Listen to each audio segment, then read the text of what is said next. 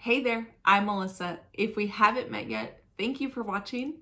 I am a wife. My husband and I own our own business in the online marketing creative agency world. So we both work from home. I am a mom. We have two incredible daughters. They're 3 and 6 that I homeschool. And on this channel, we talk a little bit about homeschool, home life, business, and really how to walk in your calling with all of those things well, with intention, how to live a purposeful, intentional life in a really practical way. If that sounds like something you're interested in, subscribe and join along. Okay, so today I want to chat a little bit with you about how to deal with overwhelm. If you are anything like me, you have a full plate of life, and you guys, my plate of life has always been full. I don't know that I know how to operate without a full one, but running our own business, we manage multiple clients. We're a client-based business. So we have multiple clients. We manage their projects. We manage our own business projects. I work closely with one particular client, like on their team. So that's a much more time-intensive project, ongoing. Homeschool, right? Managing that in general, being a mom, managing home, not to mention, like the state of the world, and honestly, managing the stress and the overwhelm that comes just from that alone is a lot. But when you combine that with the roles that you have, the callings that you have, the purpose that you have, it can feel like a lot. And I know I'm not alone. I'm not alone when I get overwhelmed. Okay, so I'm gonna give you a real world example of what I did just like a week ago when I had a moment of feeling really overwhelmed, and hopefully gives you the framework moving forward that you can implement in your life, and hopefully it is helpful. So the first thing I do when I'm feeling the weight of whatever it is I'm feeling, if it's like worry or stress or nerves, I identify what is stressing me out and what is giving me that overwhelming feeling. So a couple weeks ago, I think honestly I was probably in social media too much, and the constant news was just like I was just feeling squeezed and stressed, and I was feeling a little bit of fear, and what else was going on? Oh, inflation. I was feeling overwhelmed and stressed with our budget. Finances was a big thing. I felt like our grocery budget was just getting out of hand. I'm sure you can relate if you're watching this, and just not knowing where our business was heading with certain clients, what they were going to do based on their response to inflation, based on what their business needed to do. Things were just feeling very overwhelming to me. And so the first thing I did was I just identified what is stressing me out. And the biggest thing at that point was really finances and how to manage the constant changing news, how to manage the state of the world in a healthy place that increased my peace and decreased fear and worry. So identify. And then the next thing I did, and I just do this very naturally, is I make a list of my priorities. And this can be, if you are looking at like an overwhelming day, this can be as simple as listing out your priorities for the day, what you want to get done. In this particular situation, it was a time when I was feeling overwhelmed with our season of life and kind of just the state of the world. And so I wrote out in this season what really matters. And I'm looking at the paper right now. It is actually what I put down. In this season, what really matters. And I started writing out things that matter to me, that are related to my roles, to my calling, to the things that I've been given to steward. And I'm going to walk through them to give you an example, and hopefully it helps clarify some things. Also, side note, I wear glasses in the real world, and I never wear them on videos because the glare is so distracting. So I'm going to take them on and off. But, okay, so in this season, what really matters? Again, give yourself a framework. If it's today what really matters, this week, or this season. I actually have a video. It's an older video. I think it's called The Question That Changed Everything. I'll try to link it. That goes over this framework as well in a much bigger perspective, like what matters in your life. I would highly suggest watching it. I plan on doing an updated version of that video in the future because it was such a kind of paradigm shifting exercise for me. So just a little note, watch that if you can. Okay, so let's get back to it. I listed out what really matters in this season with the stressors and the worries that I was dealing with. And I just bulleted them out. One was that what matters to me in this season is that our household is in order, that we have all of our needs met as a family, and that we have what we need to thrive and function in our calling. Okay? Another thing was that we have diversified income and income growth. Again, finances, inflation,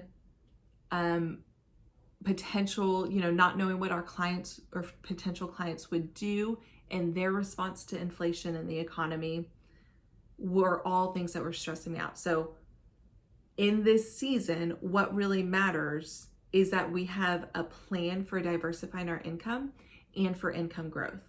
And an income growth for me, that also includes budgeting and savings plan.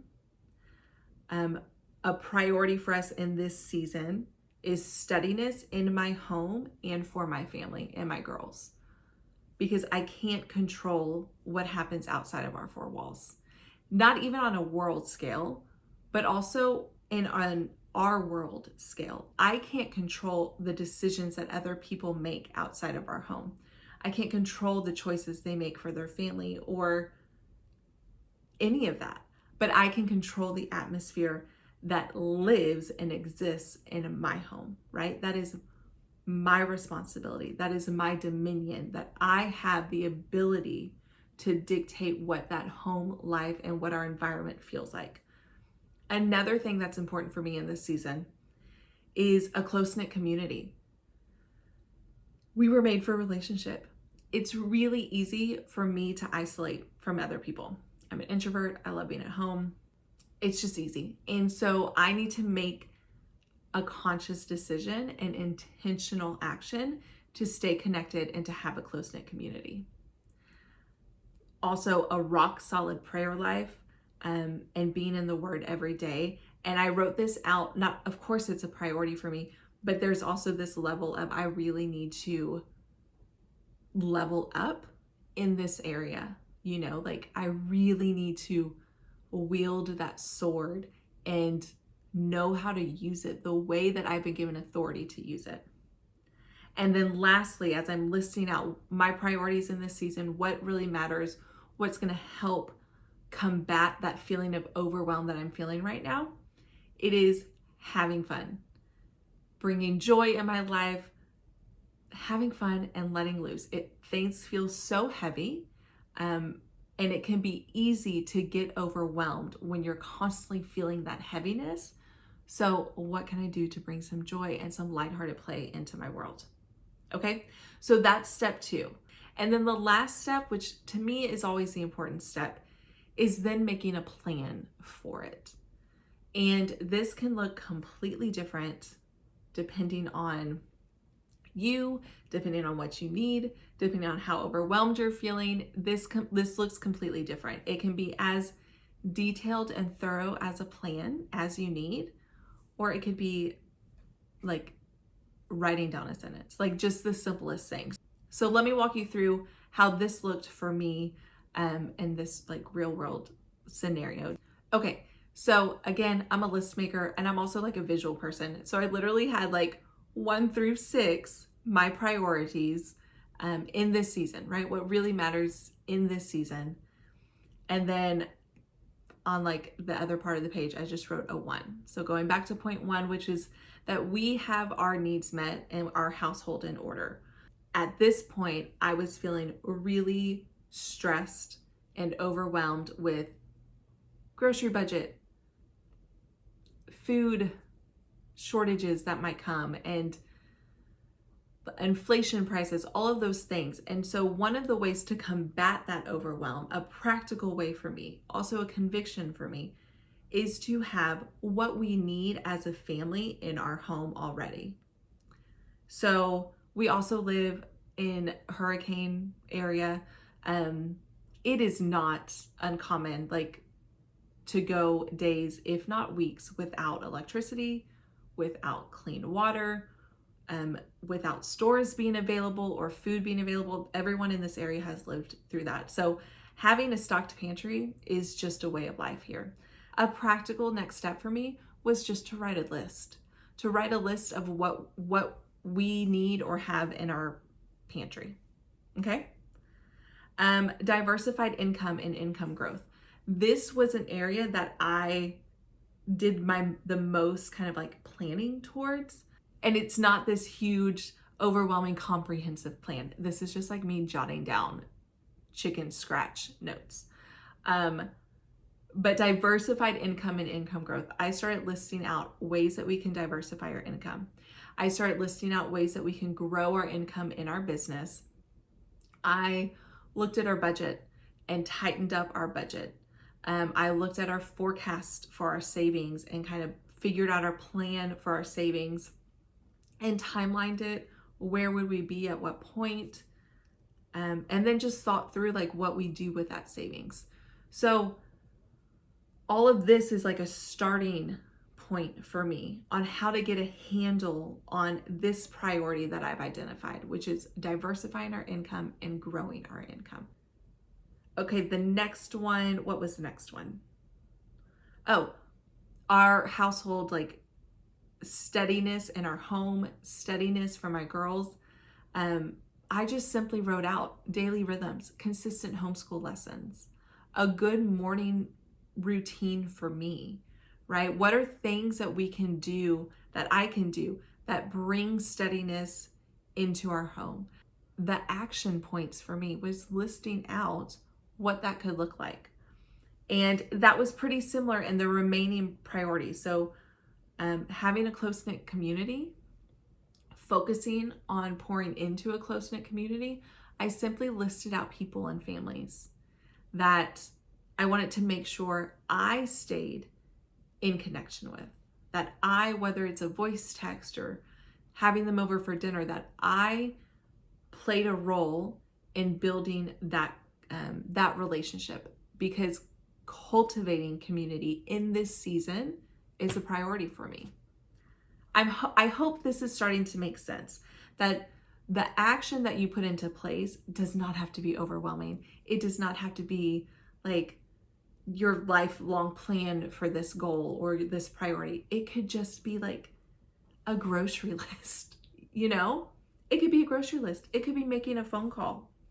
And so I did that again for the remainder. Having a rock solid prayer life is important to me in this season, especially to combat overwhelm and fear. I wrote out what that looks like for me. Scripture memory, being in the Word daily, right? How do I bring in joy and lighthearted play into my world and into our home? Again, just listing out how you can make these little changes in your life or in your day to focus on the thing that matters helps me get a better perspective on how I can live with intention. It also helps me combat overwhelm. And honestly, this framework is something that I find I just naturally do, right? If I wake up and I know it's a busy day and I'm a little stressed, or I just know there's a lot going on, you will likely just naturally identify what's stressing you out. Then I just naturally will prioritize what needs to get done. I need to do this, I need to do that, I need to do this. And then the next step that I will naturally take is, in my head, put a plan together for when I'm doing that. So I need to go to the grocery store. When am I going to the grocery store, right? jot it down, or even just have it in my head. I need to make this call, or these are the 3 things I need to do during nap time for work. That's the same framework, identifying what the cause of stress is, prioritizing, and then creating a plan. Okay, you guys, I hope this was helpful. Again, this is just a tool I use in those moments when I'm feeling stressed or overwhelmed. And I would love to know how you handle those moments. What are some go-to things that you do when you're feeling overwhelmed and when you're feeling stressed and you need to take action? Thank you so much for being here, and I'll see you next time.